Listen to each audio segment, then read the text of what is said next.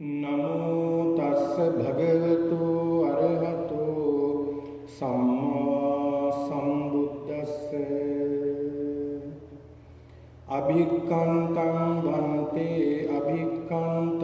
භන්තේ සේයතාපි භන්තේ නික්කුජ්ජිතං වා උක්කුජ්ජේය පටිච්චන්නං වා විවරේය මුල්හස්සවා මග්ගං ආචික්ඛේය අන්ධකාරේ වා තේලපජ්ජෝ තන්ධාරේය චක්කුමන්තෝ රූපානි දක්ඛින්ති ඒවමේවං භන්තේ භගවතා අනේක පරියායේන ධම්මෝ පකාසිතෝ ඒසාහං භන්තේ භගවන්තං සරණං ගච්ඡාමි ධම්මං ච භික්ඛු සංඝං ච උපාසකං මං භගවා ධාරේතු අජ්ජතග්ගේ පානුපේතං සරණං ගතං තීති.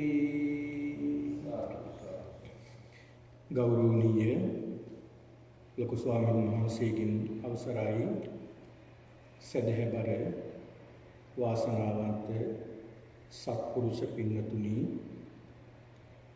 වස් කාල පරිච්ඡේදය ආරම්භ වීමත් සමගම අද දිනේ මේ සියලු දෙනාම බොහොම ශ්‍රද්ධාවෙන් භක්තියෙන් ගෞරවයෙන් යුක්තව අද මේ පූජාවට සහසම්බන්ධ වෙලා මේ මොහොතේ සියලු දෙනාම සූදානම් වෙන්නේ ධර්මානුශාසනාවක් සිදු කරමින් ධර්ම ශ්‍රවණය කරමින් ඒ තුලින් අප්‍රමාණ වූ කුසල් රැස් කරගන්නට, දහම් අවබෝධය වර්ධනය කරගන්නට අපේක්ෂාවෙන් තමයි මේ සියලු දෙනාම මේ මොහොතේ සූදානම් වී සිටින්නේ. අද දිනේදී මේ ධර්මදේශනාවේ දායකත්වයේ ධර්මයෙන් කටයුතු කරන්නේ චේතිය මහත්මයා සහ දිල්ලි මහත්මිය, මේ දෙදෙනා. ඒ අයගේ දෙමාපියන්ට නිදුක් නිරෝගී දීර්ඝායුෂ ප්‍රාර්ථනා කිරීමත්, ඒ වගේම රත්නායක විජේවර්ධන අයියාට ඉක්මන් සුවය සැලසේවා කියන මේ ප්‍රාර්ථනාවත්, දනිදු සහ මලිලිගේ අධ්‍යාපන කටයුතු සාර්ථක වේවා කියන මේ ප්‍රාර්ථනාව ප්‍රාර්ථනා කිරීමටත් මේ සියලු දෙනාටම ආශිර්වාදයක් ළඟා කරගන්නට ඕනෑ කියන මේ චේතනාවෙන් යුක්තව මේ උතුම් පරමාර්ථයන් මුදුන්පත් කර ගැනීමටයි අද මේ දෙපළ දායකත්වයේ ධර්මයෙන් කටයුතු කරන්නේ. ඒක නිසා පින්නතුනි, බුදුරජාණන් වහන්සේ අපට පෙන්වලා දෙන්නේ නිතර නිතර ධර්මයේ යෙදෙන්න, නිතර නිතර බණ අහන්න, ධර්මයේ සාකච්ඡා කරන්න. ඒකට හේතුව තමයි මේ අප්‍රමාණ වූ සංසාරේ අපිට නිමක් වුණක් නැතුව අපි ගමන් කරනවා. මේක අපිට තේරෙන්නේ නැහැ. නමුත් මේ මනුස්ස භවය නිකරුණේ ගත කරලා මේ මනුස්ස භවයෙන් ප්‍රයෝජනයක් ගන්න නැතුව අපි මෙතනින් මරණයටපත් වුනහම නැවතත් අපි මේ සසර තමයි එකතු වෙන්නේ. ඉතින් ඒක නිසා බොහොම දුර්ලභව ලැබූ මේ මනුස්ස භවය අපි කොහොම හරි දියුණු කරගන්නට ඕන ධර්මයෙන්. ආදිත්තස්මින් අගාරස්මින් යන්නි හර්ති භාජන තන්තස්ස හෝති යත්තාය නොචයන් තත්ත්වයති. ඊටමත් ලස්සන ධම්මපද ගාථාවක් මේක. ආදිත්තස්මින් අගාරස්මින්, ගිනිගෙන දැවෙන යන්නි හර්ති භාජන, ගෙදරකින් දැන් තමන්ගේ ගෙදර ගිනි අර ගන්නවා. ගිනි අර ගන්නකොට අපි මොකද කරන්නේ? ගේ ගිනි ගන්නකොට අපි මතක් වෙන්නේ ඉස්සල්ලාම වැඩිම වටිනා දේවල් ටික. ගේ ඇතුළට පැන්න ගමන් කොහොම හරි කරලා අපි අපේ රත්තරන් බඩු ටික, මිල මුදල් ටික, ඒ කියන වටිනා දේවල් ටික අපි එළියට ගන්න නැද්ද? අපි ගන්නවා. මොකද මතක් වෙන්නේ මේ දේවල්. අනික තමයි මේ දේවල් එළියට ගත්තාම ඒකෙන් තමයි ප්‍රයෝජනවත් වෙන්නේ. අපිට වැඩිම ප්‍රයෝජන දේ තමයි අපි එළියට ගන්න. ආදිත්තස්මින් අගාරස්මින් යන්නේ හරිද බලන්න. තන්තස්ස හෝති අත්තාය, අන්න ඒක ඔහුට ප්‍රයෝජනයක් පිණිස හේතු වෙනවා. නොචයන් තත්ත්වයයි. අනිත් ප්‍රයෝජන නැත් ඒවා ගිනි අරගෙන විනාශ වෙනවා. ආන් වගේ අපේ ඇතුළේ පින්නතුනි ගිනි ගන්නවා. මොනවද ගිනි ගන්නේ? රාගයෙන් අපි ගිනි ගන්නවා. ද්වේෂයෙන් ගිනි ගන්නවා. මෝහයෙන් ගිනි ගන්නවා. මානෙන් ගිනි ගන්නවා. මේ දේවල් වලින් අපි නිතර ගිනි ගන්නවා. ඒක නිසා මේ ගිනි ගන්නා වූ මේ අභ්‍යන්තරයෙන් වටිනා දෙයක් අපි එළියට මතු කරගන්නට ඕනේ. ඒකයි බුදු පියාණන් වහන්සේ නිතර දේශනා කරන්නේ. පින්නතුනේ දේශනා හැම දේශනාවකම බුදුරජාණන් වහන්සේ දේශනා කළ හැම සූත්‍රයකම අවසානට බුදුහාමුදුරුවෝ මොන තරම් අනුකම්පාවෙන් අපි කෙරෙහි දේශනා කරනවාද මහණෙනි, මේකින් ගැලවෙන්න, මේ සංසාරයෙන් කොහොම හරි ගැලවෙන්න, මේකේ මේ සංසාරයේ සැපයි කියලා තැන පුංචි හෝ තැනක් තියෙනවා නම් සැපයි කියලා මම නුඹලට කියනවා, වර්ණනා කරනවා. මේ සංසාරයේ ආවල් තන සැපයි කියලා, මේකේ සැපයි කියලා ගන්න දෙයක් නැහැ. හැම දෙයක්ම දුකයි. සැප කියලා අපි අල්ලගන්නේ දුකක්. ඉතින් ඒක නිසා මේ ධර්මය අපි දියුණු කරගෙන ධර්මාවබෝධය ලබාගෙන මේ සසරින් මිදෙන්නට, මේ සංසාරයේ කෙලවර කරගන්නට අපි සියලු දෙනාටම මේ උතුම් වූ ධර්මානුශාසනාව ආශිර්වාදයක් බවට පත් වේවා කියන ප්‍රාර්ථනාවෙන් යුක්තව බණපදයක් ශ්‍රවණය කරමු. හොඳයි පින්නතුනි, අද මම මේ පින්නතුන්ට මාතෘකා කරගත්තේ දීඝනිකායේ සාමාන්‍ය ඵල කියන මේ සූත්‍ර දේශනාව. දීඝනිකායේ තිබෙනවා ඉතාමත් වටිනා සූත්‍ර කීපයක්. ඒ අතර මේ සාමාන්‍ය ඵල කියන මේ සූත්‍ර දේශනාව ඉතා වටිනා සූත්‍ර දේශනාවක්. මේ සූත්‍ර දේශනාව ශ්‍රවණය කිරීමෙන් පස්සේ තමයි මේ ධර්මය ආරක්ෂා කරන්නට අජාසත් රජතුමා කටයුතු කළේ. අදටත් අපිට මේ ධාතුන් වහන්සේලා වන්දනා කරගන්නට, මේ ධර්මය ආරක්ෂා කරගන්නට ලොකු පිටුවහලක් වුණා මේ අජාසත් මහ රජතුමා. පින්නතුනි, අජාසත් මහ රජතුමා තමන්ගේ පිය රජතුමා ඝාතනය කළා. කුමාරයා කාලේ වැරදි මඟ පෙන්වීමක් සිද්ධ කළා. අපි කවුරුත් දන්නවා දේවදත්ත හාමුදුරුවෝ වැරදි පාරක් පෙන්වුවා. මේ දේවදත්ත හාමුදුරුවෝ පෙන්වපු පාරේ ගමන් කළේ. රජ කුමාරයාණෙනි, ඔබ පිය රජතුමා ඝාතනය කරලා රජකමට එන්නේ. මම බුදුහාමුදුරුවෝ මරලා මම බුද්ධත්වයේ ගන්නවා. මෙහෙම තමයි කතා කරගත්තේ. බුදුහාමුදුරුවෝ විනාශ කරන්න පින්නතුනි නොඑක් දේවල් සිද්ධ කළා. ඒ හැම දෙයකටම අජාසත් කුමාරයා උදව් කළා. දුන්වායම් යෙදෙව්වා. නාලාගිරියට ආවා. මේ හැම දෙයකටම මේ රජුගේ වක්‍රව උදව් කළා. අවසානයේට පින්නතුනි පිය රජතුමා හිර කරලා තිබුණේ. කෑම කිසි දෙයක් ගෙනියන්න දුන්නේ නැහැ.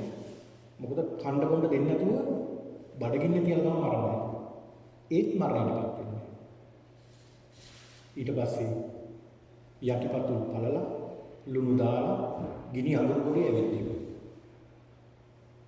මොනතරම් වේදනාවක්ද? ලුණු පුපුරනකොට ගිනි අඟුරු නිසා මොනතරම් වේදනාවක්ද? තුවාලයකට ලුණු වැටෙනකොට මොනතරම් වේදනාවක්ද? ඒ සියල්ල ඉවසගෙන හිටියා. එදා පින්නතුනි මේ අජාසත් රජතුමා උයන් කෙදී හිටියේ. උයනේ සෙල්ලම් කර ක්‍රීඩා කර හිටියේ. එක රාජපුරුෂයෙක් ඉක්මනට ඇවිල්ලා රජුන්ට පණිවිඩයක් කියනවා. රජතුමනි, ඔබට පණිවිඩයක් කරන්න ආවා. රජතුමනි, ඔබට මම පණිවිඩයක් කරගෙන ආවා. මොකක්ද කියලා හිතුවේ පිය රජතුමා මරණයටපත් වුණා කියන සුබ පණිවිඩය තමයි එන්නේ. ඊට පස්සේ සඳහන් කරනවා, රජතුමනි, ඔබට දාව දේවියට පුංචි කුමාරයෙක් ඉපදුනා කියලා, දරුවෙක් ඉපදුනා කියලා. අන්න බලන්න. අන්න එදා තමයි මේ අජාසත් රජතුමාට දාරක සෙනෙහස ඇති වුණේ. දරුවෙක් ඉන්න ඕනේ දරු සෙනෙහසක් ඇති වෙන්නේ. දරුවෙක් නැතුව දරු සෙනෙහසක් ඇති වෙන්නේ නැහැ. මේ රජතුමා ප්‍රීතියෙන් ගියා තමන්ගේ මාලිගාවට. ගිහිල්ලා දෙවියකින් දරුවා අරගෙන සූතල් කරනවා. බොහොම ආදරෙන් දාරක සෙනෙහසෙන් තමයි සූතල් කරන්නේ. මෙහෙම කරනවා තමන්ගේ මෑණියන් සඳහන් කරන පුතේ, නුඹේ පියත් ඔය වගේ. නුඹේ පිය රජතුමාත් ඔය වගේමයි නුඹ ආදරෙන් කරුණාවෙන් සැලකුවේ. දවසක් පුතේ රජමාලිගාවේ රාජ සභාවේ ඉන්නකොට නුඹ පිය රජතුමාගේ අත් දෙකේ උඩ විහිටියේ. නුඹේ ඇඟිල්ලේ තිබුණා විසල ගෙඩියක්. නුඹ කෑ ගහලා හිටියේ අඬමින් මේක වේදනාවට. පිය රජතුමා මේ වේදනාව අඩු වෙන්න තමන්ගේ කටේ දාගත්තා මේ ඇඟිල්ල. අර කටේ තියෙන රසය නිසා සනීපයක් ගන්න මේ පුංචි දරුවට ඔහොම පුතේ උඹට නිින්ද ගියා. අර කටේ තියෙන රසය නිසා අර විසර ගෙඩිය මේ සරව ගෙඩිය පිපුරුවා. මේ පිය රජතුමාගේ කටේ මේ සරව ටික. පුතේ නුඹ නැවත අවදි වෙයි කියලා මේ ඇඟිල්ල ඉව කරගත්තොත් අර සරව ඔක්කොම ගිල්ලා මොකක් නිසාද? දරුසිනිහස නිසා. මෙහෙම කියනකොට පුදුමාකාර දුකක් ඇතිවෙන මම මොන අපරාධයක්ද මේ කළේ? මගේ පිය රජතුමා මේ තරම් ආදරෙන් මම මගේ දරුවට ආදරේ වගේම මගේ පිය රජතුමා මට ඔච්චර ආදරේ තියෙන්නේ.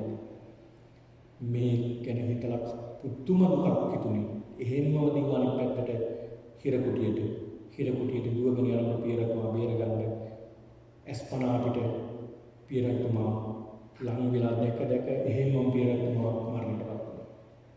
ඒකත් පුදුම කලකිරීමක් ඇති වුණා. එදා ඉඳලා මේ අජාසත් රජතුමා පුදුම කලකිරීමෙන් හිටියේ. නොයෙකුත් මහාන බමුණන් ගාවට ගියා පින්නතුනේ. හිත සංසිඳා. හිත හදාගන්න. ඒ කිසි දෙයකින් හිත හදාගන්න බැරුව ගියා. එදා දවසක් මේ රජතුමා පොය දවසක කියන්නේ වර්ෂයේ 4 වෙනි පොය. මේ පොය දිනේ තමන්ගේ අමාත්‍ය මණ්ඩලයේ සමග සඳුරු තලාවේ හිටියේ. එදා සඳ පායල හරිම ලස්සනයි. ඒ වගේම පොකුණු වල ලස්සනට කුමුදු පිපිලා බොහොම ලස්සනයි. සඳෙලියට කුමුදු පිපෙනවා. බොහොම ලස්සන රාත්‍රියක්. මේ සුන්දර රාත්‍රියේ මේ රජු සඳහන් කරනවා අජාසත් රජතුමා ඇමතිවරුනි මේ ලස්සන රාත්‍රියේ සුන්දර රාත්‍රියේ කවුරු හෝ මහාන බමුණෙක් හම්බෙන්න තියෙනවා නම් ශ්‍රමණ බ්‍රාහ්මණෙක් හම්බෙලා සාකච්ඡා කරන්න තියෙනවා නම් හරිම වටිනවා කියලා කියනකොට ඇමතිවරයෙක් සඳහන් කරනවා නැගිලා රජතුමනි අහවල් තැන ඉන්නවා බොහොම කීර්තිමත් කෙනෙක් පූර්ණ කස්සප කියලා. ඒ පූර්ණ කස්සප කියන කෙනා බොහොම පිරිස් සමග සංගී ගණී ගණාචාර්ය ඥාතෝ යසස්සී තිත්තංකරෝ සාදු සම්මතෝ සාදු යහපත් කියලා සම්මත තියෙන බොහෝ පිරිස සමග ඉන්න බොහෝ වටිනා කෙනෙක් ඉන්නවා. එයා ගාව තියෙනවා කිව්වා. රයිතුමා නිහඬයි. තව අමුතිවරයෙක් නැගිටලා කියනවා නෑ රයිතුමනි තව කෙනෙක් ඉන්නවා. මක්කලි ගෝසාල කියලා. එයාත් මේ වගේ බොහෝ ප්‍රසිද්ධ කෙනෙක් බොහෝ පිරිසක් සමග ඉන්න සාක්ෂුවරේ අපි එතෙන්ට යමු. රයිතුමා ඒත් නිහඬයි. අජිත කේසකම්බල කකුද කච්චායන සංජය බෙල්ලට්ටුපුත්ත නිගණ්ඨනාථපුත්ත මේ කියන ශාස්ත්‍රාර්ථූරු පිළිබඳවම එක එක ඇමතිවරු නැගිටලා කිව්වා රයිතුමා ඒ ගැන කිසිම පිළිතුරක් දුන්නේ නැහැ.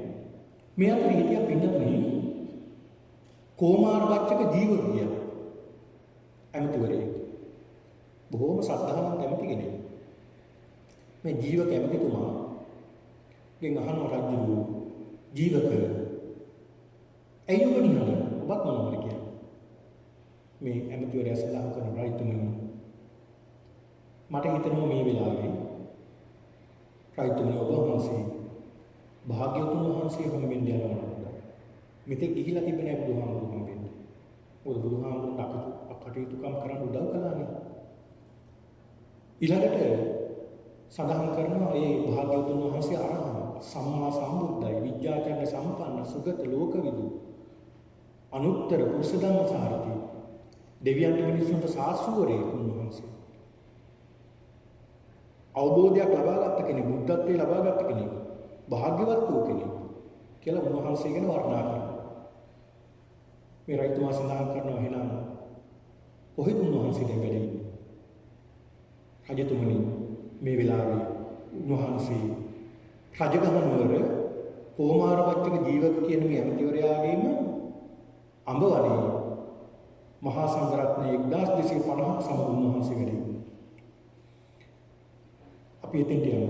රජතුමා පෙරහැරින් ඇත්තුල හැස්ති කරගෙන පෙරහැරින් එතෙන්ට යනවා. එතෙන්ට ගිහිල්ලා අර සේනාව සියලු දෙනා ඒ ආරස්ලින් තියලා රාජාභරණත් ගලවලා තියලා මේ වනාන්තරයට ඇතුල් වෙනකොටම රජුවන්ට පින්නතුණි භයංවා චම්බිතත්තංවා ලෝමහංසුවා බයක් ඇති වුණා කියනවා. තැති ගැනීමක් ඇති වුණා කියනවා. ලොමු දැහැ ගැනීමක් ඇති වෙනවා. බය වුණාම එකපාරටම රෝමෝද්ගමනය වෙනවනේ බය වෙනකොට. මේ වගේ වුණා කියනවා. මේ බය වෙලා අසඳහන් කරනවා ජීවක නුඹ මාව එක්කලාවේ සතුරන්ට අල්ලලා දෙන්න නේද? නුඹ මාව එක්කලාවේ මෙතෙන්ට සතුරන්ට අත්පත් කරලා දෙන්න නේද? කියලා අහනවා. ඒ රයිතුමනි එහෙම කියලා. නුඹ කිව්වා නේද භික්ෂුන් වහන්සේලා 1250ක් සමග මේ බුදුහාමුදුරු වැඩ ඉන්නවා කියලා මේ වනේ අඹවනේ. කො කිව්සුමක්වත් ඇහෙන්නේ නැහැ. රජතුමනි පුදුම වෙන්න දෙයක් නැහැ.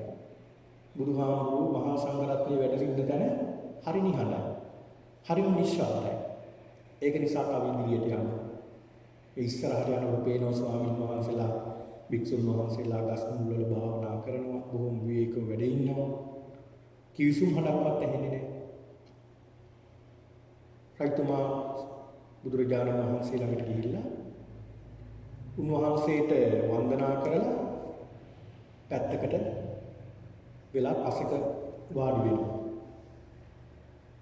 පැත්තකට වෙලා වාඩි වෙලා බුදුරජාණන් වහන්සේ අහනවා ස්වාමීනි භාග්‍යවතුන් වහන්සේ ස්වාමීනි මම ආව ඔබ වහන්සේ හම්බෙන්න. ඔබ වහන්සේගෙන් ප්‍රශ්නයක් අහන්න ආවා. ස්වාමීනි මට පොඩි ප්‍රශ්නයක් තියෙනවා. ඒ තමයි ඔබ වහන්සේලාගේ බුදුරජාණන් වහන්සේ භාග්‍යවතුන් වහන්සේ ළඟ පැවිදි භාවයට පත් වෙන භික්ෂුන් වහන්සේලාගේ පැවිදි භාවයේ ප්‍රතිඵල තියනවාද? ස්වාමීනි ගිහි පිරිස දැන් අපි හිතමු කෙනෙක් ඉගෙන ගන්නවා මොනවා හරි කර්මාන්තයක්. මොනවා හරි තමන්ගේ දැනුම දියුණු කරලා කර්මාන්තයක් ඉගෙන ගන්නවා. ඒ කර්මාන්ත ඉගෙනගෙන අපි හිතමු වඩුවෙක් කියලා උදාහරණයකට මේ වඩුවා හොඳට දක්ෂ විදිහට වඩු කර්මාන්ත ඉගෙන ගන්නවා. ඉගෙනගෙන ඔහු මොකද කරන්නේ? මේ වඩු කර්මාන්ත තමන් දියුණු කරගත්ත තමන් ලබාගත් දැනුමෙන් ඔහු සල්ලි උපයනවා. ඒ සල්ලි උපයලා බොහෝ සැපසේ අමුදරුවන් සමග බොහෝම සැපසේ මෙලොව ජීවත් වෙනවා. මරණයටපත් වෙලා පරලෝකයේ සතුටින් ජීවත් වෙනවා. ස්වාමීනි එතකොට ඒ අය එහෙම ජීවත් වෙනවා නම් එහෙම සතුටින් ඉන්නවා නම් තමන් ප්‍රගුණ කරපු කර්මාන්තයක් ව්‍යාපාරයක් දියුණු කරගෙන සතුටින් ඉන්නවා නම් මෙලොව වශයෙන් ප්‍රතිඵල ලබනවා නම් ඒකේ ඔබ වහන්සේලාගේ මහානකමේ ප්‍රතිඵල මොනවද මෙලොව වශයෙන් ලැබෙන්නේ කියලා සඳහන් කරනවා. බුදුරජාණන් වහන්සේ අහනවා රජතුමනි මීට කලින් වෙන කාගෙන් හරි මේක අහලා තියෙනවද මේ ප්‍රශ්නේ? ඔව් ස්වාමීනි. මට හම්බුණා පූර්ණ කස්සප කියලා ශාස්ත්‍රූරේ. මම මේ පූර්ණ කස්සප කියන ශාස්ත්‍රූරයා ගාවට ගිහිල්ලා ඇහුවා ඔබ වහන්සේගේ ගෝලයෝ ශ්‍රාවකයෝ මෙලෝ වශයෙන් ලැබෙන ප්‍රතිඵල මොනවාද? ශ්‍රමණත්වයේ ඔබ වහන්සේලාගේ ශ්‍රමණත්වයේ ප්‍රතිඵල මොනවාද? ස්වාමීනි මම ඇහුවා අහනකොට දුන්නා උත්තර රජතුමනි මෙන්න මේ විදියටයි කර්මයේ කර්මඵල කියලා එකක් නැහැ. ඊළඟට මහරජතුමනි ක්‍රියාවක් කරන කෙනෙක් නැහැ, කරන කෙනෙක් නැහැ. ඊළඟට පින කියලා දෙයක් නැහැ, පව කියලා දෙයක් නැහැ. යම් කිසි කෙනෙක් ඉන්දියා දඹදිව උතුරු ප්‍රදේශයේ ඉඳලා දකුණු ප්‍රදේශයේ දක්වා කඩුවක් අරගෙන මිනිස්සුන්ගේ බෙලි කපාගෙන ප්‍රාණඝාත කරගෙන දකුණු පැත්තට ආවත් ඔහුට සිදුවෙන කිසිදු පවක් නම් නැත්නම් පාපස්සාවන පවක් සිද්ධ වෙන්නේ නැහැ. මේක බුද්ධ දේශනාවේ මේ පූර්ණ කස්සප කියන එක. බලන්න මොනතරම් මිත්‍යා දෘෂ්ටික අදහස් තිබ්බාය ඒ කාර්යය කරලා තියෙනවා. දැන් මේ වගේ ඉගැන්වීම් කරනකොට මිනිස්සු මොනතරම් මුලා වෙනවද? තමනුත් මුලා වෙලා අනිත් අයත් මුලා කරනවා. ඊළඟට මම සඳහන් කරනවා නෑ රයිතුනේ ඒ විතරක් නෙවෙයි. ඉන්දියාවේ දකුණු පස සිට උතුර දක්වාම දන් දීගෙන ගියත් ඒකෙන් සිද්ධ වෙන නත්ති පුඤ්ඤ සාගරය. ඒකෙන් සිද්ධ වෙන 아무තු පිනක් නැහැ. මෙහෙම ස්වාමීනි මට සඳහන් කරා. ස්වාමීනි මම ගියේ එකක් අහන්න මට අහගන්න මේ ළම එක. හරියට දෙල් ගැන අහනකොට පොල් ගැන කියනවා. පොල් ගැන අහනකොට මෙයා කියන්නේ දෙල් ගැන. අහන එකට නෙමෙයි උත්තර දෙන්නේ. මං ඉතින් බොහොම අසතුටින් මං එතනින් නැගිටලා ආවා. මේ ටික කාලයක් ඉන්නකොට ස්වාමීනි මට ආරංචි වුණා තවත් ශාස්ත්‍රූරෙක් ඉන්නවා. මක්කලි ගෝසාල කියලා. මේ මක්කලි ගෝසාල කියන මේ ශාස්ත්‍රූරයා බොහොම දක්ෂ කෙනෙක් කියලා ආවා කියලා. මං එතෙන්ට ගියා. ගිහිලා මේ ප්‍රශ්න අහුවා. මේ ප්‍රශ්නේ අහනකොට මෙයා සඳහන් කරනවා මිනිස්සු කොච්චර පින් කළත් පව් කළත් සංසාරේ දික් වෙන්නේ නැහැ කොට වෙන්නේ නැහැ. සංසාර සුද්ධිවාදයක් ප්‍රකාශ කරන්නේ. සෑම කෙනෙක්ම 1,46,600ක් යෝනිවල උපදිනවා. ඒක අනිවාර්යයි ඒක. කල්ප 84000ක් ගෙවන්න ඕනේ. ඒ ගෙවුවට පස්සේ තමයි 84000න් අවසන් වෙන්නේ. හරියට උදාහරණයක් කියනවා නම් කන්දක් මුදුනේ ඉඳගෙන නූල් පන්දුවක් අරගෙන නූල් පන්දුවේ එක කොනකින් අල්ලගෙන නූල් පන්දුව විසි කරනවා. විසි කරනකොට පින්නතුනේ අර නූල් පන්දුවේ දිග තියෙන තරම් ගිහිල්ලා අවසන් වෙන්නේ කොතනද? ආන්නේ වගේ තමයි සංසාරේ කොච්චර පව් කළත් කොච්චර පින් කළත් මේක දික් වෙන්නෙත් නැහැ කොට වෙන්නෙත් නැහැ. මේකේ ඒ ප්‍රමාණෙම ජීවත් වෙලා අවසන් කරන්න ඕනේ. ඔන්න තවත් මිත්‍යා දෘෂ්ටික අදහසක්. ස්වාමීනි මම අහන්න ගිය එක මට අහන්නුනේ තව එකක්. දෙල් ගණනකට පොල් ගැන කියන්නේ. පොල් ගැන යනකොට දෙල් ගැන කියන්නේ. ස්වාමීනි මම එතෙන් නැගිටලා. ඊළඟට මට හම්බුණා අජිත කේසකම්බල කියන ශාස්ත්‍රෝරේ හම්බුණා. මේ අජිත කේසකම්බල කියන මේ ශාස්ත්‍රෝරය ගැන මම අහුවා ඔබ වහන්සේගේ ශ්‍රවණත්වයේ ප්‍රතිඵල මොනවද? රජතුමනි නත්ති දානං නත්ති ඉත්තං නත්ති උතං නත්ති සුකට දුක්කටානං කම්මානං පරම් විපාකෝ දානේ කියලා දෙයක් නැහැ.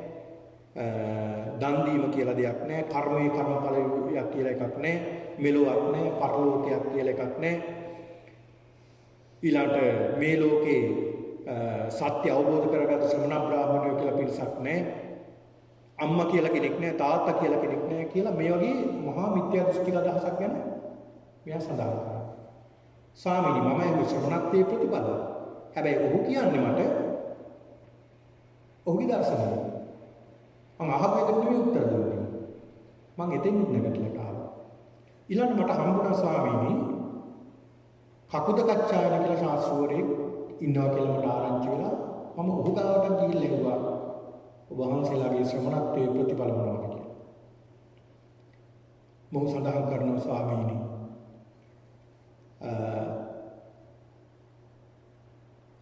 යම් කිසි කෙනෙක් තත්තනත්ති හන්තාවා ඝාතේතාවා සෝතාවා සෝතාපේතා. ඒ කියන්නේ ඝාතනය කරන කෙනෙක් නැහැ, ඝාතනය කරන කෙනෙක් නැහැ, සත්වයෙක් කියලා කෙනෙක් නැහැ, පුද්ගලයෙක් නැහැ. මෙයා කියන්නේ සත්ත්වකායෝ. පඨවි ආපෝ තේජෝ වායෝ සුඛ දුක්ඛ ජීව කියලා පදාර්ථ හතක් ගැන මොහු කියන්නේ. ඒ කියන්නේ අපි ඔහුගේ දර්ශනයට අනුව ඔහු සඳහන් කරන්නේ මේ සත්වය හැදලා තියෙන්නේ පඨවි ආපෝ තේජෝ වායෝ සුඛ දුක්ඛ ජීව කියන පදාර්ථ හතෙන්. ඒ කියන්නේ සත්ත්ව කායවාදී. ඒ කියන්නේ භෞතිකවාදී. ඒ කියන්නේ අන්ත භෞතිකවාදී. දැන් මොහු කියන දර්ශනය බලන්න මොහු සඳහන් කරනවා එතන ප්‍රාණඝාතයක් කියලා එකක් නෑ. ඉතින් එහෙම කියවහම මිනිස්සු ඕන තරම් මරන්න පුළුවන් නේ. ප්‍රාණඝාතයක් කියලා දෙයක් නෑ. ඔහු සඳහන් කරනවා යම් කිසි කෙනෙක් කඩුවක් අරගෙන තවත් කෙනෙක්ගේ බෙල්ල කපනවා. එතනදී ප්‍රාණඝාතයක් සිද්ධ වෙන්නේ නැහැ. මොකද සිද්ධ වෙලා තියෙන්නේ? අර පුජ්‍යලයාගේ තියෙන පඨවි ආපෝ තේජෝ වායෝ සුඛ දුක්ඛ ජීව කියන පදාර්ථ හතක් තියෙනවා. කඩුවේ තියෙන පඨවි කියන පදාර්ථය. ධාතු හතක් අතරින් එක ධාතුවක් ගමන් කිරීමක් නිසා ප්‍රාණඝාතයක් නම් වෙන්නේ නැහැ. වන්න විග්‍රහ කරපු හැටි. ස්වාමීන් වහන්සේ අහන්න ගිය එකක් මට අහගන්න ඕනේ තව එකක්. ඒක නිසා මම එතෙන් නැගිටලා ඊළඟ මම ගියා සංජීව බෙල්ලන්ති පුත්ත කියලා ශාස්ත්‍රූරී ගාවට. ඒ ගිහිල්ලත් මම ඇහුවා ඔබ වහන්සේලාගේ ශ්‍රමණත්වයේ ප්‍රතිඵලය මොකක්ද? ස්වාමීනි උන්වහන්සේ සඳහන් කරනවා අමරාවික්කේ වාදයක් තමයි සඳහන් කළේ. මම ප්‍රශ්නයක් අහපුවම මේකෙන් ලිස්සලා යනවා. යම් කිසි කෙනෙක් ඇහුවොත් ආත්මයක් තියෙනවද කියලා කියනවා. ආත්මයක් තියෙනවද කියලා ඇහුවොත් තියෙනවා කියනවා. ආත්මයක් නැද්ද කියලා කෙනෙක් ඇහුවා නෑ ආත්මයක් නෑ. එහෙම නැත්නම් යම් කිසි කෙනෙක් ඇහුවොත් ආත්මයක් තියේද එහෙම නැත්නම් නැද්ද? ඊට පස්සේ සඳහන් කරනවා එහෙම උත්තරයක් දෙන්න බෑ මොකද මුසාවාදයට අපි. මේකට කියනවා අමරා වික්කේත වාදය. ඒ කියන්නේ අමරා කියන්නේ පාලියෙන් ආදට. ආදෙක් වගේ ඉස්සලා යන උත්තර දෙන්න. එහෙම ප්‍රතිපත්තියක් අනුගමනය කළේ. ස්වාමීනි මම අහන්න ගිය එකක් මට අහන්න උනේ තව එකක්. මම එතෙන් නැගිටලා. නිගණ්ඨනාථ පුත්ත කියලා කෙනෙකුත් මම හම්බුණා. ඔහුගෙනුත් මේ ප්‍රශ්නේ ඇහුවා. ඔහු සඳහන් කළේ මේක. ඔහුගේ දර්ශනීය ප්‍රකාශ කරන නිසා මම ආපු එකට උත්තරයක් කිසි කෙනෙක්ගෙන් ලැබුණේ නැහැ. භාග්‍යවතුන් වහන්සේ මම වහන්සේගෙන් මේ ප්‍රශ්නය අහනවා. මේ ලෝකේ යම්කිසි පුද්ගලයෙක් තමන් ප්‍රගුණ කරන යම්කිසි කර්මාන්තයක් දියුණු කරගෙන මෙලොව වශයෙන් සකවලනවා. අන්න ඒ වගේ වහන්සේලාගේ මහානකමේ ප්‍රතිඵල තියනවාද මොනවද ප්‍රතිඵල කියලා අහනවා. බුදුරජාණන් වහන්සේ සඳහන් කරන රයිතුමනි හොඳට අහගන්න. රජතුමනි ඔබේ ඉන්නවා සේවකයෙක්. ඒ සේවකයා හරිම දක්ෂයි. රජමාලිගාවේ හැමතෙම පෙර ආතුව නැගිටින්නේ. හැමෝටම පස්සේ සියලු කටයුතු නිම කරලා නිින්දට යන්නේ නෑ. හරිම දක්ෂයි. රජුරන්ට හරි පක්ෂපාතයි. හරිම අනලස් වැඩ කරන සේවකයෙක්. මේ සේවකයා බොහෝම දක්ෂ විදිහට සේවය කරනවා. ඔහුට දවසක් කල්පනාවට එනවා අනේ මේ රජතුමා මොනතරම් පින්වන්තද? රජ කෙනෙක් කියන්නේ එසේ මෙසේ කෙනෙක් නෙවෙයිනේ. රජුගන් දෙන සැපසම්. රජුගන් සරසන්න කෙනෙක් පිරිසක් ඉන්නවා. ඊළඟ රජු නාවන්න තව පිරිසක් ඉන්නවා. සුවඳ සඳුන් ගල්ලන්න තව පිරිසක් ඉන්නවා. කෑම හදන්න තව පිරිසක්, කෑම පරීක්ෂා කරන්න තව පිරිසක්, කෑම බෙදන්න තව පිරිසක් ඉන්නවා. පරිවාර සේනා සම්පත් මේ රජ කෙනෙක්ගේ තරම් සැප සම්පත් රජ කෙනෙක්. අපි කවුරුත් කැමති රජ සැප සම්පත් නෙන්නේ. දැන් මේ සේවකයා කල්පනා කරනවා මේ රජතුමා නම් සැබෑම පින්වන්තයි. හරිම පින්වන්තයි. මේ රජතුමා පුදුමාකාර සැප සම්පත් විඳින්නේ මේ රජ සැප සම්පත්. අනේ මම මේ රජුගේ සේවකයෙක් විතරයි. රජමාලිගාවේ බැල මෙහෙවකම් කරමින් ඉන්න සේවකයෙක්. මම මේ රජුගේ තරම් පින්ක් කරලා තියෙනවද නැහැ. මේ රජතුමා තරම් මම පින් කරලා නැහැ. අනේ මටත් පුළුවන් රජ සැප සම්පත් විඳින්න. එහෙනම් මම කරන්න ඕනේ මේ රජතුමා වගේම පින් කරගන්න ඕනේ. මම පුළුවන් තරම් පින් කරගන්න ඕන. කුසල් දහම් රැස් කරගන්න ඕන කියන චේතනාවෙන් ඔහු යනවා පැවිදි වෙනවා. ගිහිල්ලා පැවිදි භාවයට පත් මහාන වෙනවා. බුදුහාමුදුරුවෝ අහන ප්‍රශ්නයක් රජතුමනි පස්සේ කාලේ ඔබට ආරංචි වෙනවා ඔබේ මාලිගාවේ සේවය කළ මේ සේවකයා බොහොම සුවච කීකරු දක්ෂ විදිහට තමන්ට පක්ෂපාතීව සේවය කළ සේවකයා අන්න පැවිදි වෙලා. රජතුමනි ඔබ උන්වහන්සේ හම්බෙන්න කියලා මොකද කියන්නේ? ආයත් සේවයට එන්න කියනවද? වහාම රජමාලිගාවේ සේවයට එන්න කියලා කියනවද? කියලා බුදුහාමුදුරුවෝ රජුගාගේ.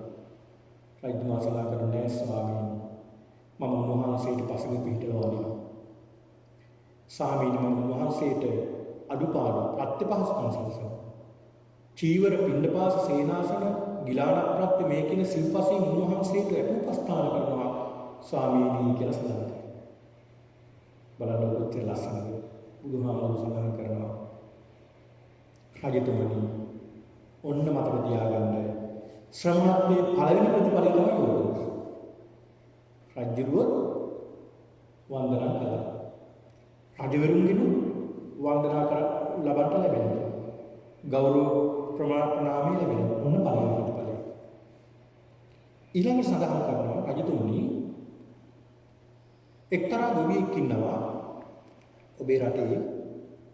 මේ ගොවියා ගොවිතැන් කරමින් කුඹුරු වපුරමින් අස්සන නෙලමින් ඔබට අයබද්ද ගෙවමින් ඒ කියන්නේ බද්දක් ගෙවන්න ඕනේ ගොවිවරු පවා ඒ බදුත් ගෙවමින් රජුරවන්ට ජීවත් වෙනවා මේ ගොවියට කල්පනා වෙනවා අනේ රජුරෝ මොනතරම් සැප සම්පත් විඳිනවද අපි මොනතරම් දුකක් විඳිනවද කුඹුරු ගොවිතැන් කරමින් බදු ගෙවමින් රජයට බදු ගෙවමින් බොහෝ දුක්සේ කටයුතු කරනවා මේ රයිතුමා නම් හරිම පින්වන්තයි මේ රයිතුමා පෙර සසරේ මහා පිනක් කරපු නිසායි මේ රජ සැප සම්පත් විඳින්නේ ඒක නිසා මම මේ වගේම පින් කරගත්තොත් මට මේ වගේ සැප සම්පත් විඳින්න හැකි වෙයි කියලා අර වගේම ගිහිල්ලා පැවිදි වෙනවා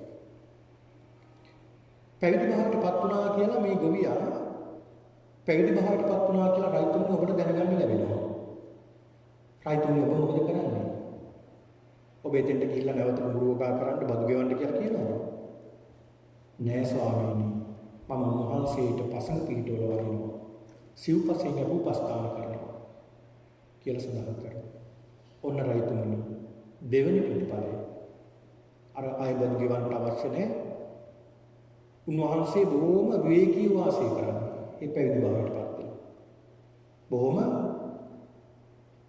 විවේකීව උන්වහන්සේ වාසය කරනවා ඒක දෙවෙනි ප්‍රතිපලය දැන් උන්වහන්සේ මේ පැවිදි භාවයේ නියම ප්‍රතිපල නිලා ගන්නවා කොහොමද උන්වහන්සේ සීලය පිරිසිදු කරගන්නවා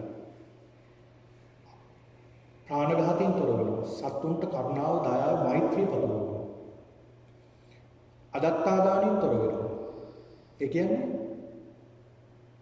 සොරකම් කිරීමෙන් තොර වෙලා ලද දෙයින් සතුටු වෙනවා කාමයේ වර්ධවා හැසිරීමෙන් වළකිනවා බොරු කීමෙන් වළකිනවා පිසුණු බස් කීමෙන් කේලම් කීමෙන් අනුන් විදවන වචන කීමෙන් පරුස වචන කීමෙන් හිස් වචන කීමෙන් උන්වහන්සේ වැළකීලා උන්වහන්සේගේ වචනේ නිවැරදි කරගන්නවා අන්න බලන්න ඊළඟ උන්වහන්සේ විකාල භෝජනයෙන් වැළකීලා උන්වහන්සේ සිහියෙන් යුක්තව ආහාර ගන්නවා ලද දෙයින් සතුටු වෙනවා සීලය කියන්නේ ඒකනේ දැන් සීලය කියලා කියන්නේ පින්නතුනි සීලය කියලා කියන්නේ තමාට හිත කර අනුන්ට හිත කරනම් ඒක කරන්ට කියලා බුදුහාමුදුරුවෝ දේශනා කුසල සීලය තමාට අහිත කරනම් අනුන්ටත් අහිත කරනම් ඒකෙන් වළකින්න උන්වහන්සේගේ සීලය පිරිසිදු කරගන්නවා උන්වහන්සේගේ භික්ෂුන් වහන්සේලාගේ බලාපොරොත්තු නැහැ හිතක් ගැන බලාපොරොත්තුවක් නැහැ උන්වහන්සේලා සිව්පසින් විතරයි යැපෙන්නේ තුන් සිවුරෙන් යැපෙන්නේ ඊළඟට ලද දෙයින් සතුටු වෙනවා උන්වහන්සේට මොනවද ලැබුණේ ඒකේ සතුටුපත් වෙනවා ඒ සතුටින් උන්වහන්සේ කාලගත කරනවා අන්න උන්වහන්සේ සීලය පිරිසිදු කරගන්න පින්නතුනි ඒ සීලය පිරිසිදු කරගන්න උන්වහන්සේට ඇති වෙනවා ඉන්ද්‍රිය සංවර සීලය මොකද්ද මේ ඉන්ද්‍රිය සංවර සීලය තමන්ගේ මේ ඇස කන නාසය දිව ශරීරය මනස කියන මේ ඉන්ද්‍රියන් සංවර කර ගැනීමට ශක්තිය ලැබෙනවා උන්වහන්සේට මොකද බලාපොරොත්තු නැහැ අපේක්ෂා නැහැ ළඟ දෙයින් සතුටු වෙන්නේ සුභරතාවයේ වර්ධනය වෙන්නේ ඒක නිසා ඉන්ද්‍රිය සංවරය ඇති වෙනවා ඔන්න එක ඊළඟ උන්වහන්සේට ඇති වෙනවා සති සම්පජාඤ්ඤය අර සීලේ පිරිසිදු වෙන්න සති සම්පජාඤ්ඤය මොකද්ද මේ සති සම්පජාඤ්ඤය උන්වහන්සේ හොඳ සිහියෙන් වාසය කරනවා ගතේ තිතේ නිසින්නේ සුත්තේ ජාගරිතේ සම්පජානකාරිය හොඳ සිහියෙන් යනකොට එනකොට ඉඳ ගන්නකොට හිට ගන්නකොට කතා කරනකොට හොඳ සිහියෙන් තමයි වචන ප්‍රකාශ කරන්නේ ඇවිදින්නේ සක්මන් කරන්නේ ඉඳගන්නේ සැතපෙන්නේ ඒ විතරක් නෙවෙයි උච්චාර පස්සාව කම්මේවා සම්පජානකාරිය වැසිකිලි කැසිකිලි කරනකොටත් හොඳ සිහියෙන් ඒ දේවල් කරන්නේ ඒ කියන්නේ හැම තැනකම සිහිය පිහිටව ගන්න සිහියෙන්මයි වාසය කරන්නේ කිසි තැනක ඉඩක් දෙන්නේ අකුසලයට තමයි හිත හැරෙන්නේ මේ විදිහට සීලයේ පිරිසිදු කරමින් උන්වහන්සේ තවත් ඉදිරියට යනවා. ඊළඟ උන්වහන්සේ යථාලාභ සන්තුෂ්ඨිතා ලද දෙයින් සතුටු වෙනවා. ලැබෙන මොකෙන්ද? ඒ දෙයින් සතුටු වෙනවා. උන්වහන්සේට ගහක් යට වාසය කරන්න උනත් උන්වහන්සේ සතුටින් එතන වාසය කරනවා. අන්න බලන්න. සතුටින් එතන වාසය කරනවා. උන්වහන්සේට ලැබෙන මොනවද? සුළු හෝ වේවා ඒ දෙයින් යැපිලා උන්වහන්සේ සතුටු වෙනවා. අන්න බලන්න. ඒක තවත් ආනිසංසයක්. ඊළඟ උන්වහන්සේ පංච නීවරණ යටපත් කරගන්නවා. කාමච්ඡන්ද, ව්‍යාපාද, තීන මිද්ද, උද්ධච්ච, කුක්කුච්ච, විචිකිච්ඡා කියන මේ නීවරණයන් යට කරගන්න තමයි උන්වහන්සේ උත්සාහ කරන්නේ. ඉන්ද්‍රියන් සම්වර කරගනිමින්. ඊළඟ පින්නතුනි මේක බුදුහාමුදුරුවෝ උදාහරණයක් දේශනා කරනවා. හරියට උන්වහන්සේ මොනතරම් සතුටින් කටයුතු කරනවද? හරියට මහා ලොකු ණයක් තිබ්බ කෙනෙක්. දැන් ලොකු ණයක් තිබ්බ කෙනෙක් කොහොමද ජීවත් වෙන්නේ? හරි බරයි. ඔළුවේ හරි බරක්. කොයි වෙලාවෙ මේ ණය ඉවර කරන්න පුළුවන් වේද? කවදා මේ ණය ඉවර වෙයිද කියලා හිතා ඉඳලා ඔන්න දවසක ණය ටික ඔක්කොම ගෙවලා ඉවර කරනවා. එදාට මොනතරම් සැනසෙනවද? දැන් අපි කියනෝනේ අම්මේ නිවන් දැක්කා වගේ කියනෝනේ එදාට. ආන්ගේ වගේ මහා සතුටක් සැනසීමක් ලබනවා. හරියට තුවාලයක් හැදුන වනයක් හැදුන කෙනෙක් බොහෝ කාලයක් ඒකෙන් පීඩා විඳලා ඒකෙන් සනීපුණා මොනතරම් සතුටක් දැනෙනවද? ආන්ගේ වගේ සතුටක් දැනෙනවා. ඒ විදිහටයි උන්වහන්සේ වාසය කරන්නේ. ඉතින් පින්නතුනේ ඒක තවත් ශ්‍රමණත්වයේ ප්‍රතිඵල. ඔන්න දෙකක් ප්‍රතිඵල දැන් රජුගන් සඳහන් කරනවා. ඊළඟ තුන්වෙනි ප්‍රතිඵලය සඳහන් කරන අයිතුමනි ඒ භික්ෂුව සීලේ පිරිසිදු කරගෙන සමාධියට බහිනවා. ඒ සමාධියට බහැලා සිත පිරිසිදු කරගෙන ඉස්සරහට යනවා. ඉදිරියට යනකොට මේ භාවනාව තුළින් ලැබෙනවා විතක්ක විචාර පීති සුඛ ඒකාග්‍රතාව සහිත ප්‍රථම ධානය. ධානයක් ලැබෙනවා. ඒ කියන්නේ විතක්ක විචාර කියලා කියන්නේ අරමුණක් ගන්නවා. ඒ කියන්නේ අපි හැමදාම කරන්නේ අරමුණු ගන්න එකනේ. අරමුණු ගන්නවා අරමුණු හැසිරෙන එකනේ. මෙතන සඳහන් කරන්නේ එක යහපත් අරමුණක් ගන්නවා භාවනාව සඳහා ඒ අරමුණේ හිත යොදවනවා. අන්න ඒ යොදවනකොට මොකද වෙන්නේ? විතක්ක විචාර පීති. ඒ හිත එක්තැන් වෙනකොට හිත සමාධිගත වෙනකොට හිත එක්තැන් වෙනකොට සමාධිගත වෙනකොට පින්නතුනි ඒ තුලින් ලැබෙනවා ප්‍රීතියක් ලැබෙනවා. මොකද අර පංච නීවරණ යට වෙනකොට ප්‍රීතියක් හට ගන්නවා. ඒ ප්‍රීතිය හට ගන්නකොට ඒකම සැපයක් බවට පත් වෙනවා. අන්න සිත එකඟ වෙනවා. අන්න පළවෙනි ධානයටපත් වෙනවා. ඒකට කියනවා ප්‍රථම ධානය. හරියට බුදුහාමුදුරු උදාහරණයක් දෙන්න රජතුමනි හරියට මොන තරම් සතුටක් මේ භික්ෂුව ලබනවද මේ ප්‍රථම ධානය තුළ. පළවෙනි ධානයේට සිත එකඟ කරගත්තා මොන තරම් සතුටක් ලබනවද? රජතුමනි නානකොට භාවිතා කරනවා සුණු වර්ග.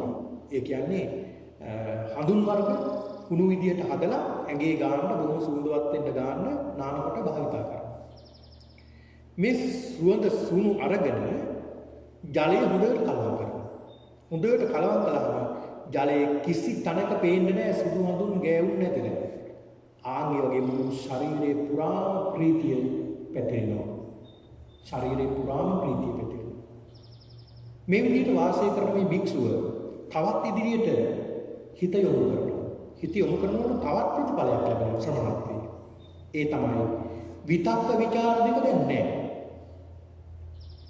මොකද ඒක ප්‍රගුණ කරලා දැන් අරමුණක් ගන්න ඕනෙත් නෑ අරමුණේ හැසිරෙන්න ඕනෙත් නෑ. ඒ හේතුව නිසා ප්‍රීතියක් හටගන්නවා. ඒ ප්‍රීතිය නිසා සැපයක් ඇති වෙනවා. ඒ සැපේම එකඟතාවයකට පත් වෙනවා. ඒවා ගැඹුරු කරුණු පින්නතුනි තාවත් මේ කාල වේලාවේ හැටියට මේ තේරුම් කරලා දෙන්නේ. එතකොට දෙවෙනි ධ්‍යානයටපත් වෙනවා. අන්නේ භික්ෂුව පුදුමාකාර සතුටින් ප්‍රීතියෙන් මේ දෙවෙනි ධානයටපත් වෙලා සිතේ පංච නීවරණයටපත් වීම නිසා පුදුමාකාර සතුටක් ලබනවා. හරියට විලක් තියෙනවා මේ විලේ ජලය ගෑවුන්නේ නැති තැන කොහෙවත් හොයන්න බෑ.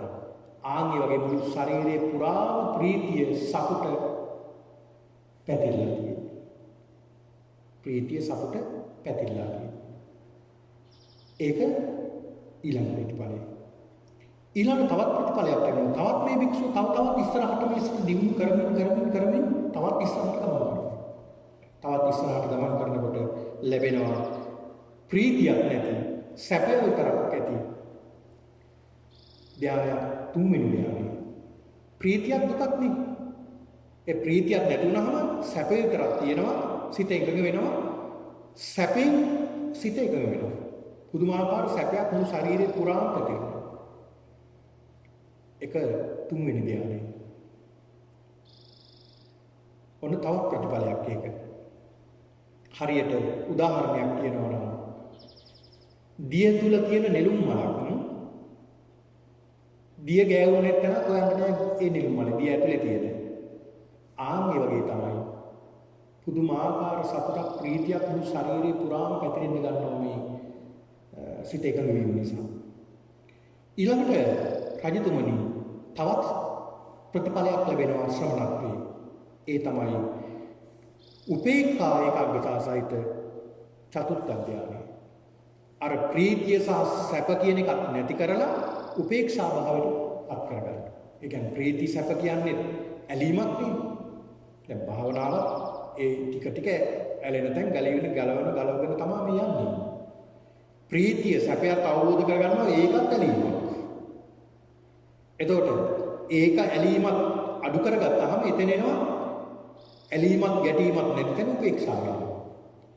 මෙන්න මේ උපේක්ෂා සහගත හතරවෙනි ධානයටපත් වෙනවා. අන්න ඒක තවත් ප්‍රතිඵලයක් මේ ලබා ගන්න. හරියට මුළු සිරුර පුරාම වස්ත්‍රයකින් වහගත්තාම වැහුම් නැති තැන හොයන්න බෑ වගේ මුළු ශරීරේ පුරාම මේ සතුට එහෙම නැත්නම් උපේක්ෂාව විහිදිලා යනවා. ඒක තවත් ප්‍රතිඵලයක්.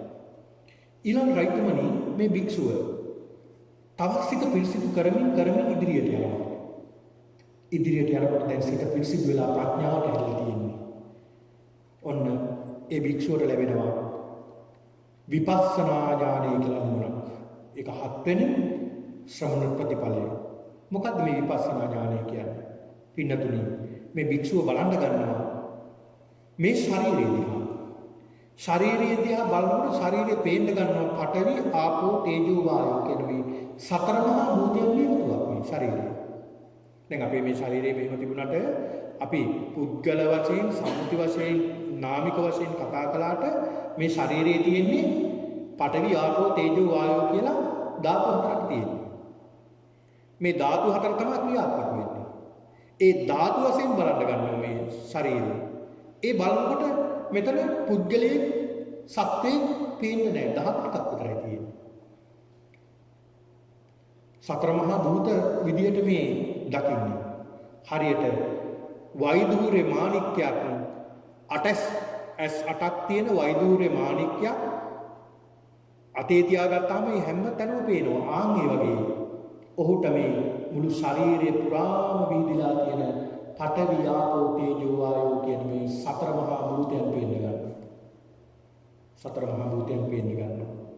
අන්න ඒක තවත් ශ්‍රවණ ප්‍රතිඵලයක්. ඔන්න හත් ශ්‍රවණ ප්‍රතිඵල 8ක් ගැන සඳහන් කරනවා. ඊළඟ රයිතුමනි තවත් ශ්‍රවණ ප්‍රතිඵලයක් ලැබෙනවා. මේ භික්ෂුව තවත් ඉස්සරහට මේ සිත දියුණු කරමින් ප්‍රඥාව දියුණු කරමින් යනකොට මේ භික්ෂුවට ලැබෙනවා මනෝමය 이르දි ඥානය. මනස සිත එළියට ගන්න පුළුවන්. මනෝමය 이르දි ඥානය. ඒ 이르දි ඥානයෙන් හිත එළියට ගත්තාම සිත තමා වගේ තවත් රූපයක් හොයන්න පුළුවන්. සිත එකක්, කය තව එකක්. ඔය වර්තමානයේ සමහර ස්වාමීන් වහන්සේලා හිටියා මේ වගේ දේවල් කරන්න පුළුවන් අය. සිත එකක්, කය තව එකක්.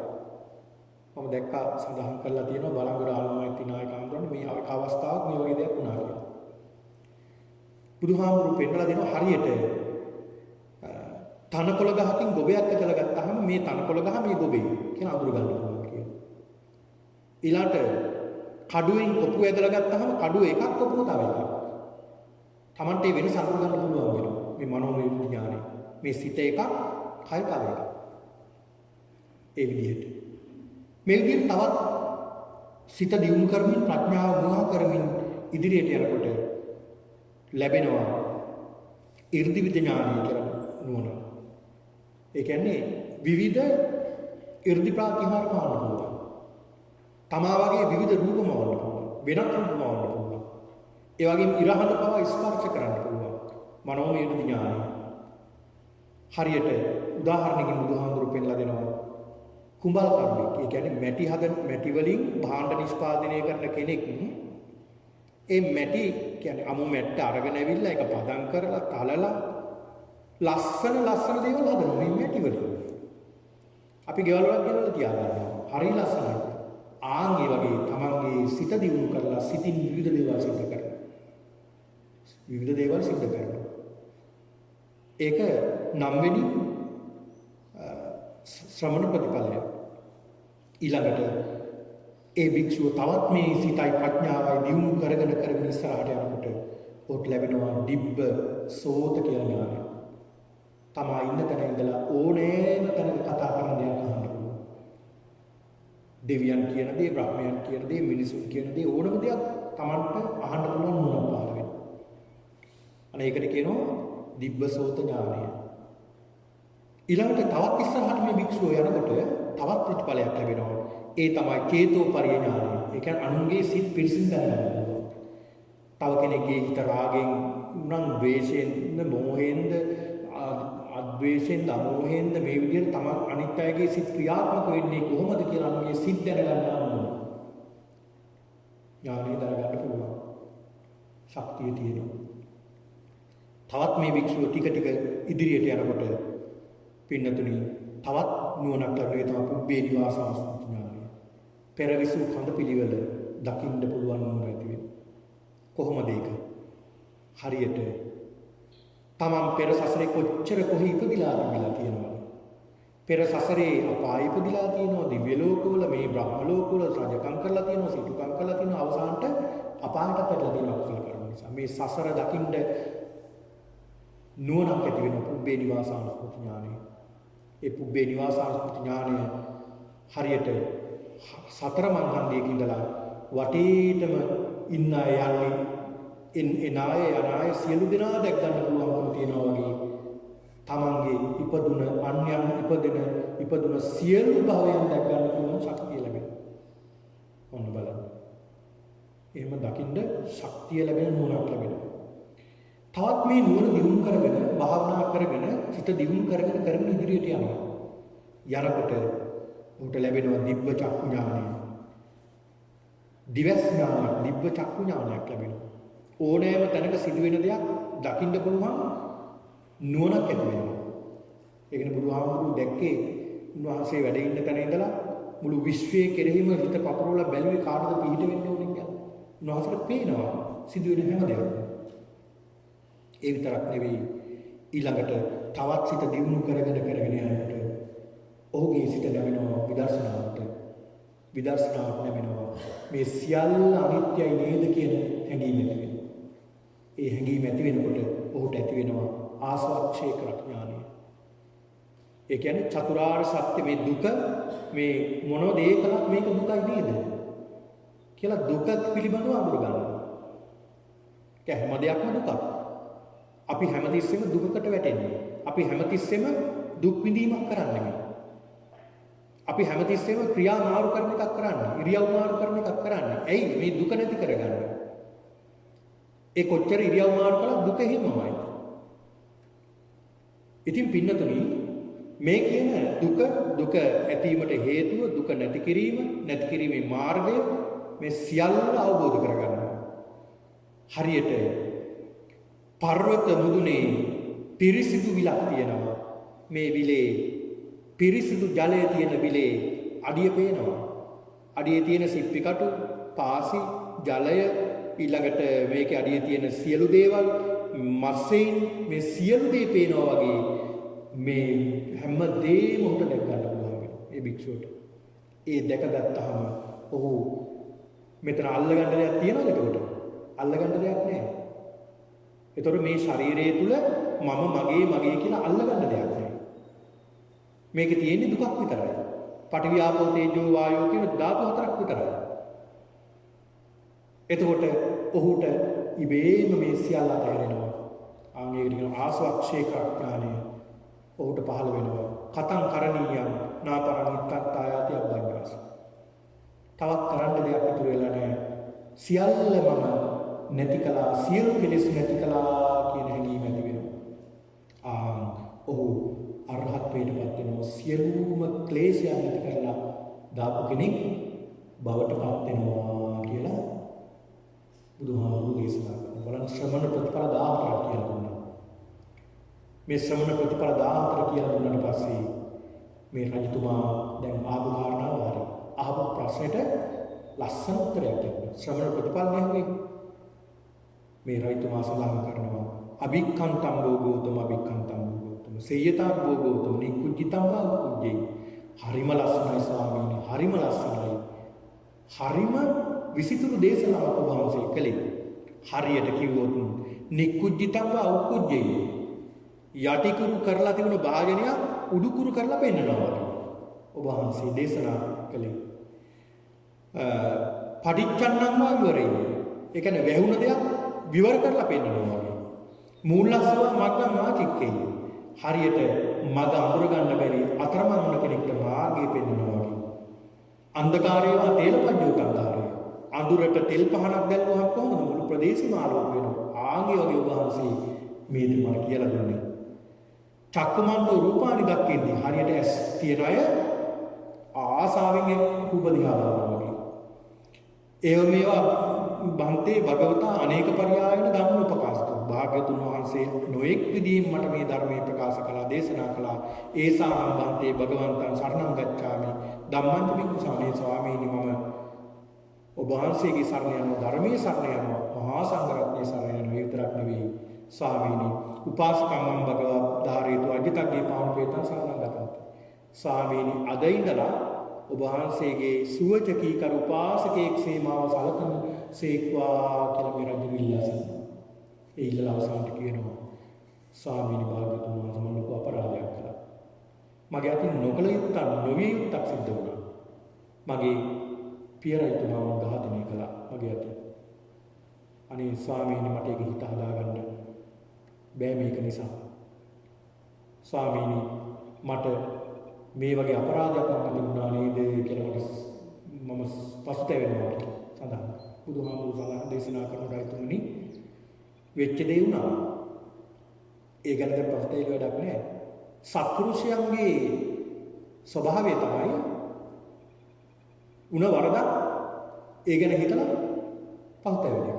මගේ මෙහෙම වරදක් වුණා නේද කියලා අවබෝධ කරගන්නවා නම් වරදක් වුණා කියලා ඒකත් වටිනා කාරණාවක්. ඒක නිසා රයිතුමනි ඔබ ධර්මයට යොමු වෙන්න කියලා. ඊට පස්සේ සඳහන් කරනවා ස්වාමීනි මම දැන් බොහෝ රැබෝ වෙලා මම නැවත ඔබ වහන්සේ හම්බෙන්න ඉන්න අපිට බොහෝ වැඩ කටයුතු තියෙනවා කියලා බුදුරජාණන් වහන්සේට වන්දනා කළා. දකුණු වැලෙන් පස්සෙන් පස්සට ගිහලා තමයි රජු බැහැර වෙලා ගියේ. ඒ ගියාට පස්සේ පින්නතුනි බුදුරජාණන් වහන්සේ වික්ෂුන් වහන්සේලා අමතලා දේශනා කරනවා මහණෙනි මේ රජතුමා තමන්ගේ දැහැමි වූ පිය රජතුමා ඝාතනය කළේ නැත්තම් පිතෘ ඝාතක අකුසල ආනන්තරීය පාප කර්මයේ කරගත්තේ නැත්තම් ඔර රජතුමා ඉඳගත් තැනින් නැගිටින්නේ විරජන් වීතමලන් ධම්මචක්ක මුදපාද සෝවාන්ලා උදේ නැගිටින්නේ ඒක වැහුණා මොකක් නිසාද අර ආනන්තරීය පාප කර්මය නිසා. ඒක නිසා කවදාවත් අපිට පහළ වෙන්න එපා මේ වගේ අදහසක්. ආනන්තරීය පාප කර්මයක් සිද්ධ කරගන්න අදහසක් මේ සසරේ ඒ තරම් භයානකයි. කරපු සියලු කුසල කර්ම වේවා. මේ රයිතුමා පින්නතුනි එතෙන් පටන් පුදුමාකාර ශ්‍රද්ධාවක් බවට පත් වුණා. පුදුමාකාර ශ්‍රද්ධාවන්ත රජුගේ. බුදුහාමුදුරන්ට පුදුමාකාර ආදරයක් සෙනෙහසක් ගෞරවයක්. ධර්මයටත් එහෙම සංඝයාටත් එහෙම. මොන තරම් ශ්‍රද්ධාවන්තද කියනවනම් බුදුරජාණන් වහන්සේ පිරිනුවම් පෑවා කියන ආරංචි අරගෙන සේවකයෙක් කෙනවා. ඒ සේවකයා සඳහන් කරන රජතුමනි, ඒ භාග්‍යවතුන් වහන්සේ පිරිනුවම් පෑවා කියන රජුන් සිහිමුර්ජාලා ගන්නවා. ඒ තරම් පුදුම සෙනෙහසක් ගෞරවයක් බුදුහාමුදුරුවෝ තුන් පාරක් සිහිමුර්ජාලා. පස්සේ බුදුරජාණන් වහන්සේගේ දේහයට අඬමින් වැළපෙමින් අනේ බුදුහාමුදුරුවෝ මට මෙහෙම අනුකම්පා වෙලා නේද කියලා අඬලා වැළපිලා ඒ ධාතුන් වහන්සේලා වැඩම කරගෙන බොහෝ පුද පූජා සත්කාර කළා කියලා. පිනතුනි සඳහන් වෙනවා මේ පෘථුවියේ ගිහියන් අතර, ඒ කියන්නේ ප්‍රත්‍යඥයින් අතර අජාසත් රජතුමා තරම් ශ්‍රද්ධාවන්තයෙක් වෙන්නේ නැහැ. ඒ කියන්නේ මරණයට පත්ලා මේ අජාසත් රජතුමා අපායත් ටිකක් කෙලවුණා. ඒ කියන්නේ ආනන්තරිය පාප කර්මයක් කරගත්ත කෙනෙක් ඒකාන්ත වශයෙන් උපදින්නේ සතර අපායේ බොහෝම දරුණු දුක් තියෙන තැන. ලෝකෙ නෙවෙයි. හැබැයි මේ රජතුමා කරගත්ත මේ කුසල කර්ම නිසා අපාය ඉපදුනා. හැබැයි අර දරුණුම තැන නෙවෙයි, ඊට ටිකක් ඉහළින් තියෙන පදුම කියන්නේ රේකේ දුන්නේ. අර තරම් දුකක් නෑ. හැබැයි දුක තියෙනවා, නමුත් අර තරම් දුකක් නෑ. ඉතින් පස්සේ කාලෙක මේ රජතුමා මේ අකුසල කර්ම ගෙවලා පස්සේ කාලෙක ධර්මය අවබෝධ කරගන්නවා කියලා සඳහන් කළා බුදුහාමුදුරුවෝ. ඉතින් මේ වගේ වටිනා රජ කෙනෙක්. ඉතින් ඒක නිසා පින්නතුනි කල්පනා කරගන්න මේ පින්නතුන් මේ භික්ෂුන් වහන්සේලාගේ භික්ෂුත්වයේ ප්‍රතිඵල 14ක් පිළිබඳව බුදුහාමුදුරුවෝ දේශනා කළේ. පියවරෙන් පියවර මහානක් වීමේ පැවිදි භාවයට පත්වීමේ ප්‍රතිඵල. ඒ ප්‍රතිඵල පිළිබඳවයි මේ දීඝනිකායේ සාමාන්‍ය ඵල සූත්‍රයෙන් දේශනා කළේ මේ අජාසත් රජතුමාට. ඉතින් ඒක නිසා අද මේ ධර්ම ශ්‍රවණය කිරීම තුළින් අද මේ ධර්ම අනුශාසනාවේ දායකත්වයේ ධර්මින් කටයුතු කළේ චේතිය මහත්මයා, දිල්නි මහත්මයාත් ඒ දෙපළගේ දෙමාපියන්ට නිදුක් නිරෝගී දීර්ඝායුෂ ප්‍රාර්ථනා කිරීමත්, රත්නායක විජේවර්ධන අයියාට ඉක්මන් සුවය ප්‍රාර්ථනා කිරීමත්, දනිදු සහ ඔනෙලිගේ දියණියන් පුතාගේ අධ්‍යාපන කටයුතු සාර්ථක වේවා කියන මේ ප්‍රාර්ථනාවත් ප්‍රාර්ථනා කරමින් මේ උතුම් ධර්මානුශාසනාව සිද්ධ කිරීම ආරම්භ. ඒක නිසා ඒ සියලු දෙනාගේ සියලු පැතුමන් ඉටු වේවා, ඒ දෙමාපියන්ට නිදුක් නිරෝගී බව ලැබේවා, චිරජීවනයේ සැලසේවා. ඒ දරුවන්ගේ අධ්‍යාපන කටයුතු දිනෙන් දින සාර්ථකමත් භාවයට පත් කරගන්න මේ පුණ්‍ය ශක්තිය ආශිර්වාදයක් වේවා. මේ සියලු දෙනාටම නිදුක් නිරෝගී චිරජීවනයේ සැලසේවා, ආයුරාෝග්‍ය සම්පන්නිය ලැබේවා. උතුම් චතුරාර්ය සත්‍ය අවබෝධයේ පිණිස මේ උතුම් වූ ධර්මානුශාසනාව හේතු වාසනා වේවා. සාදු සාදු සාදු.